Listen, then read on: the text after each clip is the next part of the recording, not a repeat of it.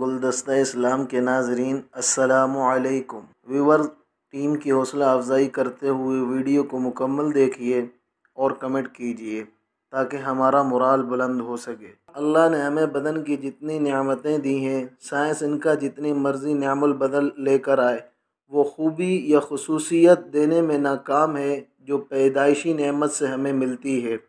اس کی مثال کچھ یوں ہے کہ ہم دانت ٹوٹنے پر مصنوعی 32 تو لگوا لیتے ہیں، لیکن عمر بھر قدرتی دانت کے دیے جانے والے ذائقے اور عمدگی سے دور رہتے ہیں۔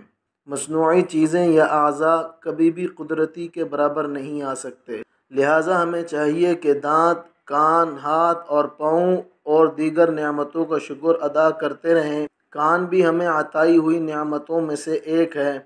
بعض اوقات پیدائش کے وقت نزلہ، زکام یا ٹائیفائڈ وغیرہ ہونے کی وجہ سے کان براہ راست متاثر ہو جاتے ہیں اور اونچا سنائی دینے لگتا ہے، جسے عرف عام میں بہرا پن کہتے ہیں۔ اس بیماری کے متاثرہ لوگ اس اذیت سے نجات کے لیے کان کے آلہ یا آلہ سماعت استعمال کرتے ہیں، جو سر درد اور ذہنی اذیت کا باعث بنتے ہیں۔ قرآن بہرے پن کے مرض کا علاج ایک آیت سے دیتا ہے۔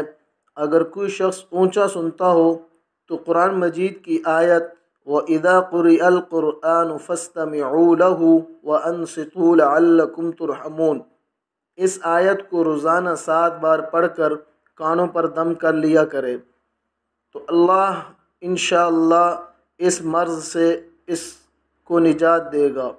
اس مرض کے خاتمے تک اس عمل کو جاری رکھنا ہے، یقین اس مرض کے خاتمے کا پہلا علاج ہے۔